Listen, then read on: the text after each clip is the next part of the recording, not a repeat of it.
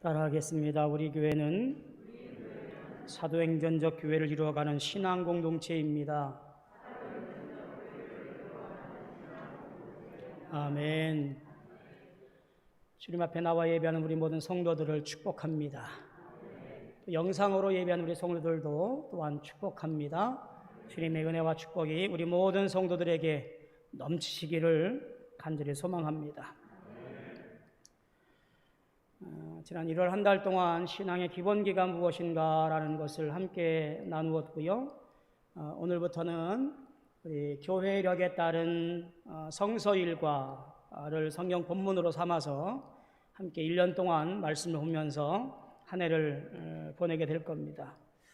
오늘 그 첫 말씀이 이사야 40장 21절부터 31절까지의 말씀이에요. 저는 이 말씀을 보면서 우리 인생의 앞이 꽉 막힌, 정말로 보이지 아니하고 막막할 때 어찌할까? 라는 느낌이 드는 거예요. 우리 인생을 살아가다 보면 우리 암묵적으로 동의하는 게 있잖아요. 인생살이가 쉽지 않구나. 인생이게 길이 어렵구나. 오르막길이 있는가 하면 또 내리막길이 있는 것이 우리 인생이구나 라고 하는 것을 우리 모두는 다 동의하고 고개를 끄덕끄덕 할 수 있습니다. 땀을 흘리며 오르막길을 고달파도 이겨내기 위해서 끙끙거리며 올랐던 내 인생, 높은 고지에서 바람 맞으며 그렇게 행복한 것으로 살아갔던 그 시기, 좀 지나니 일이 생기고 문제가 생겨서 내리막길을 탔던 우리의 인생도 우리는 종종 기억을 합니다. 지금은 언제일까? 내 인생이 오르막인가? 아니면 평탄한 길인가? 아니면 내리막인가? 젊은이들은 취업 때문에 늘 마음이 답답하다 그래요. 중년들은 지금 현재 상황이 언제 해고될지 모르고요. 장사가 여의치 않아서 정말로 잠을 설칠 때가 한두 번이 아니지요. 노년의 때가 편안한가요? 그렇지 않지요.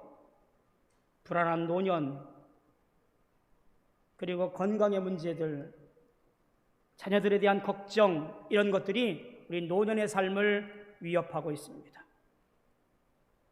또 이게 1년 넘게 계속되어지는 이 코로나는 우리 모두에게 고통을 안겨다 줍니다. 모두가 다 말합니다. 막막하다고, 힘들다고, 앞이 보이지 않는다고. 누구나가 어려움의 길을 걷고 있고 어려움을 겪고 있는 이 상황에서 우리의 삶은 막막한 경우가 한두 번이 아닙니다. 포기하고 될 대로 되라 살아볼까? 그런 마음이 드는 경우도 혹여 있을 수 있습니다. 우리는 이때에 우리의 삶의 방향을 다시 한번 잘 점검해야 될 때가 어쩌면 주저앉아 있을 때라고 생각이 되어져요. 내 인생을 점검하고 수정하고 고쳐서 바르게 살 수 있는 그 시작의 출발점으로 삼을 수 있는 것이 지혜로운 자의 모습이지요. 오늘 이 시간은 좀 더 우리가 다른 방향에서 생각해 보려고 합니다. 바로 영적 상태에 대한 고민이라고 해야 될까요? 우리가 기억할 것이 있어요. 우리는요, 복 안 받아도 살 수 있어요. 목사님, 그런 말이 어디 있어요? 복 받아야지.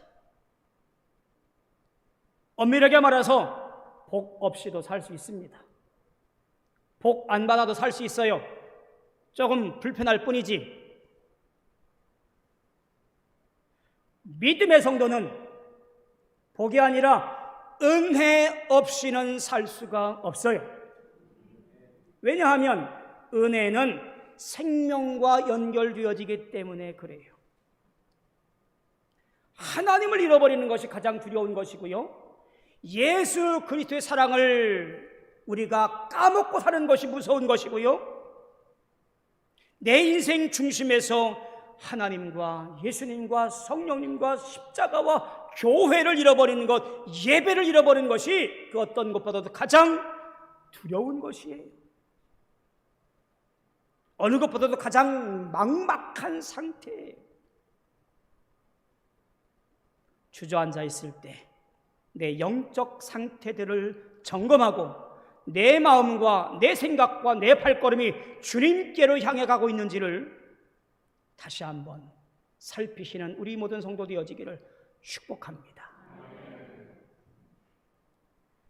오늘 이사야 선지자의 예언의 말씀을 보고 있는데요, 이사야 선지자가 활동하던 시기 주전 738년부터 주전 701년까지의 삶은요, 한마디로 북이스라엘의 요동치는 시기였어요. 나라가 패망으로 주저앉던 시기였습니다. 하나님을 배반하고 우상을 섬기고 자기 멋대로 살아가면서 자기 생각이 모든 것을 좌지우지하면서 모든 것에 폐악된 모든 것들이 절정을 이루던 시기, 그게 이사야 선지자가 활동하던 시기예요.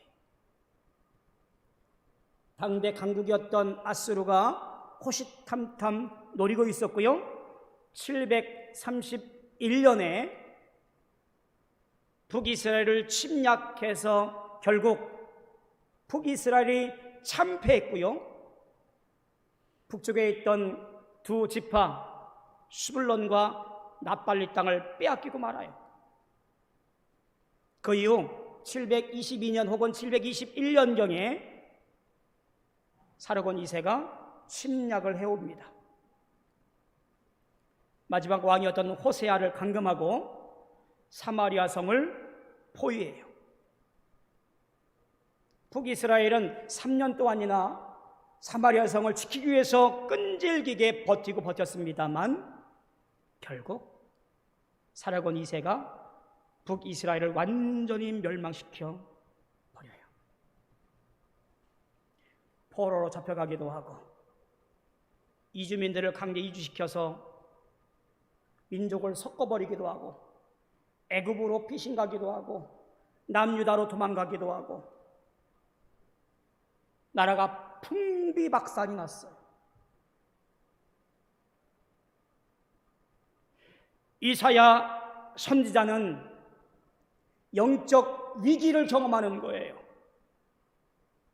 그가 믿었던 하나님은 우리 이스라엘을 하나님께서 특별히 선택하셔서 그를 불러 하나님 백성 자녀 삼으시고 젖과 꿀이 흐르는 땅에서 영원히 살 것을 약속했는데 저 이방 민족, 우상을 섬기는 저 이방 민족에게 이렇게 허망하게 넘어지다니, 우리 이스라엘은 도대체 무엇인가? 하나님은 살아계시는가? 혹시 눈이 먼 것은 아니야? 귀가 먹은 것은 아니야? 우리를 잊어버리셨나? 이사야 선지자는 이와 같은 질문들을 하면서 고뇌의 밤을 지내게 되는 거예요. 그 고민과 고통의 시간들 속에서 그가 내린 결론은 무엇이냐면 하나님께서는 그런 중에도 남은 자를 두어서 우리를 이끌고 계시다라는 놀라운 고백을 하게 되어지는 거예요.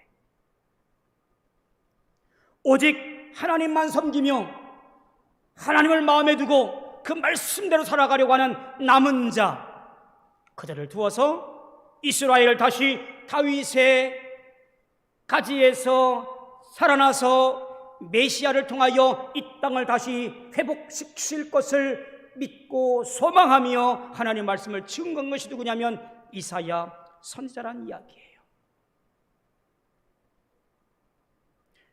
착각하지 마셔야 돼요. 남은 자라고 해서 어떤 해도 안 당하는 요새에 두어서 보호해 준 것이 아니에요. 이 남은 자들은요, 똑같이 목숨의 위협을 받고 환난과 고통을 함께 겪으며, 그럼에도 하나님이 나의 전부입니다, 우리는 하나님 백성입니다, 하나님 말씀만 의지하며 지키겠습니다라고 신앙을 지켰던 사람들, 그들이 바로 남은 자예요.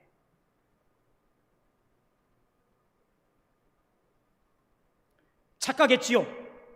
우리는 하나님의 은혜로 굳건하며 어떤 일이 있어도 넘어지지 않을 것이다. 40장 6절 7절 말씀 보면 이런 고백이 나와요. 모든 육체는 풀이요 그의 모든 아름다움은 들의 꽃과 같으니 풀은 마르고 꽃은 시듬은 여호와의 기운이 그 위에 불미라. 이 백성은 실로 풀이로다. 내가 하나님의 은혜로 굳건한 사람, 어느 누구도 나를 해칠 수 없는 사람인 줄 알았더니 나는 풀이었구나. 그저 바람 한 번 불면 빼짝 말라버리는 풀이었구나. 오늘 본문 말씀도 보니까 그들은 겨우 심기고 겨우 뿌려졌으며 그 줄기가 겨우 땅에 뿌리를 박자 하나님이 입김을 부시니 그들은 말라 회오리 바람처럼 불리는 초계와 같은 존재들이구나. 환난 당할 때에 이사야가 보았던 나와를 비롯한 모든 백성들은 별것 아니었구나. 그저 풀이었구나. 그저 초계와 같은 존재였구나라고 하는 거예요. 오늘 우리도 착각하며 살았습니다. 내가 쌓아온 바벨탑, 이것이 신기루였어요. 내가 갖고 있는 재능만 있으면 까짓거 이 세상에서 못 살아가겠어? 내가 갖고 있는 이 통장의 동그라미 몇 개면 내가 여생을 넘부럽지 않게 살 수 있을 것 아니야? 하나님 없이도 살아갈 수 있어. 적당히 교회 다니면서 예수 믿는 척하면 잘 살 수 있어. 그렇게 떠벌리진 않았을까요? 그런데 이 눈에 보이지도 않는 코로나 때문에 전 세계가 꽉 막혀서 오도 가도 못하고, 이 코로나 때문에 2년이 우리의 인생 가운데 사라져 버릴 지경입니다. 우리는 현재 이런 상황 속에서 알게 되어지는 것이 하나 있습니다. 오늘 40장 12절 14절의 말씀 보니까 이렇습니다. 누가 손바닥으로 바닷물을 헤아렸으며 뺨으로 하늘을 쟀으며 땅에 티끌을 되에 담아 보았으며 접시 저울로 산들을 막대 저울로 언덕들을 달아 보았으랴. 누가 여호와의 영을 지도하였으며 그의 모사가 되고 그를 가르쳤으랴. 그가 누구와 더불어 의논하였으며 누가 그를 교훈하였으며 그에게 정의의 길을 가르쳤으며 지식을 가르쳤으며 통달의 도를 보여 주었느냐. 누가 그러했다고요? 오직 여호와 하나님뿐이에요. 하나님만이 바닷물을 헤아리고 하늘을 재고 땅에 티끌을 담아보았고 산과 언덕을 달아보았습니다. 하나님만이 영을 지도하고 그를 가르쳤고 더불어 일어나고 교훈했고 정의 길을 가르쳤으며 통달의 도를 보여 주었습니다. 오늘 우리가 맞아야 할 백신은요, 모더나, 화이자, 아스트라제네카 그런 것이 아니고 우리가 맞아야 할 지금 우리의 백신은 무엇이냐면 영적 백신, 오직 하나님의 사랑이요 예수 그리스도의 은혜요 성령의 교통입니다. 십자가 보혈의 백신을 맞고 살아야 할 시기가 오늘 우리의 삶의 현 주소예요. 우리는 이 분명한 사실을 기억하지 못하기 때문에 한탄합니다. 하나님 도대체 어디 계십니까? 내게서 왜 이렇게 멀리 계십니까? 필요할 때 도움을 주셔야 되지 않습니까? 왜 이리 나를 혼자 내버려 두십니까? 왜 나만 눈물 흘리며 고통받게 하십니까? 나만 왜 이렇게 환난받게 하십니까? 성경 나오는 인물 중에 한 사람도 그러하더라고요. 욥이라는 사람이요, 내가 앞으로 가도 그가 아니 계시고 뒤로 가도 보이지 아니하며 그가 왼쪽에서 일하시나 내가 만날 수 없고 그가 오른쪽으로 돌이키시나 배울 수 없구나. 천만의 말씀입니다. 하나님은 영원하셔서 이 땅을 창조하신 분이잖아요. 그걸 빚어 사람을 만드시고 그 코에 생기를 불어 생명이 되게 하셨습니다. 그리고 하나님과 교제하며 교통하며 살도록 만들어 두셨어요. 그리고 그를 택하여 내가 너를 영원히 보호할 것이며 내 말씀과 내 일을 준행하며 너와 함께 할 것이라고 축복까지 해드렸습니다. 욥의 고백을 이어볼까요?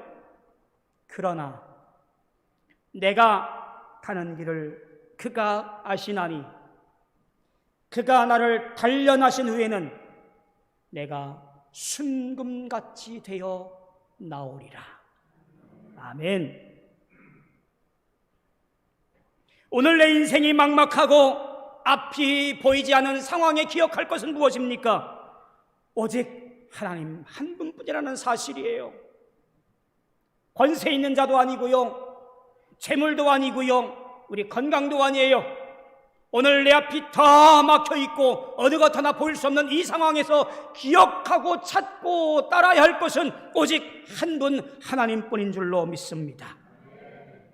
그는 우리에게 능력을 주시며 힘을 더하시는 분이에요.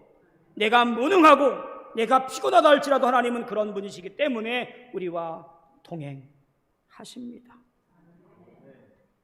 오늘 말씀 보면 그렇게 살아야 하는 한 가지 방편을 알려주어요. 31절 보니까 소년이라도 피곤하며 곤비하며 장정이라도 넘어지며 쓰러지되 오직 여호와를 앙망하는 자는, 다시 한번, 오직 여호와를 앙망하는 자는 새 힘을 얻으리니.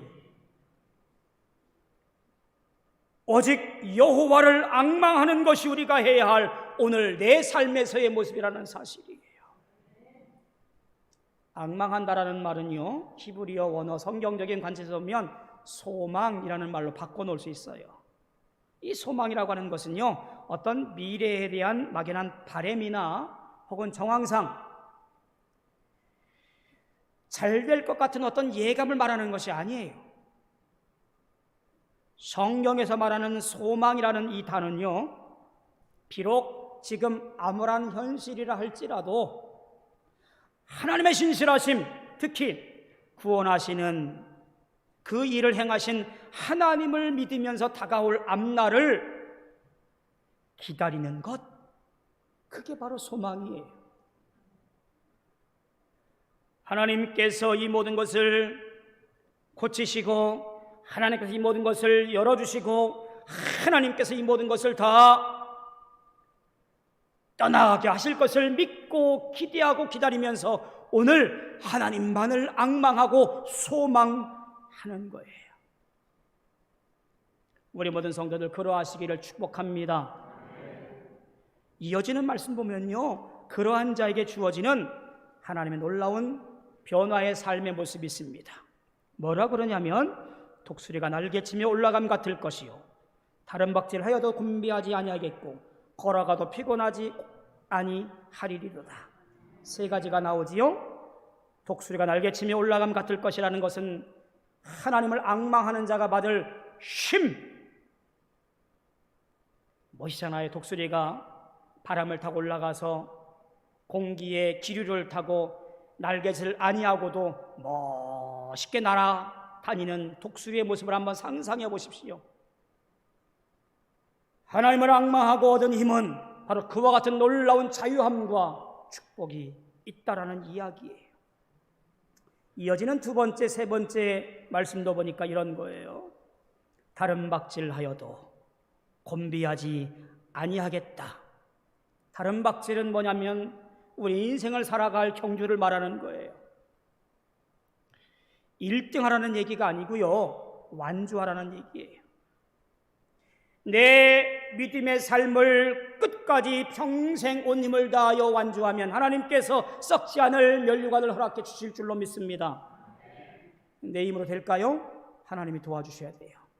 이를 위해서 성령을 보내주셔서 보혜사 우리를 돕는 자를 보내주셨습니다. 하나님의 도우심으로 우리가 이 모든 인생의 여정을 달려가야 돼요. 걸어가는 것, 우리 삶의 일상을 말하는 거예요. 일상을 살아가다 보면 언덕길도 만나고 돌짝밭도 보게 되어지고 태풍도 만나고 눈보라도 만나게 되어지지요. 그런데 여호와를 앙망하는 자는 피곤하지 않는다라고 축복합니다. 사랑하는 성도 여러분, 지금 인생 여정 가운데 막막하십니까? 우리는 단체가 코로나 때문에 막막할 수도 있습니다만, 우리는 이 상황에 오직 여호와를 앙망하며 이 어려움들을 헤쳐나갈 수 있는 축복이 있기를 소망합니다. 사면이 막막하고 앞뒤가 막혀 있어서 오도가도 못할 때, 사랑하는 성도 여러분, 하나님 바라보십시오. 거기에 역사가 있고 길이 있습니다. 여호와를 앙망하십시오. 구원의 역사를 기다리며 기대하십시오. 그리고 기도하십시오. 예배하십시오. 찬송하십시오. 하나님께서 힘을 더해 주실 줄로 믿습니다. 기도하겠습니다. 좋으신 아버지 하나님, 은혜를 감사합니다. 우리의 삶이 어렵고 고단하고 힘들 때가 많이 있습니다. 또한 지금 현실이 그렇습니다. 우리가 넘어지거나 쓰러지거나 좌절하거나 뒤돌아서지 아니하고 오직 여호와 하나님만 앙망하고 소망하여서 독수리의 날개짓같이 새 힘을 얻으며 다른 박질하여도 걸어가도 곤비하지 아니하고 피곤하지 아니하게 주님 힘의 힘을 더하여 주시옵소서. 어떤 어려움도 예수님 때문에, 하나님 때문에, 성령 때문에 이겨낼 수 있는 믿음의 사람들 다 되어지게 축복하여 주시옵소서. 예수님의 이름으로 간절히 기도하옵나이다. 아멘.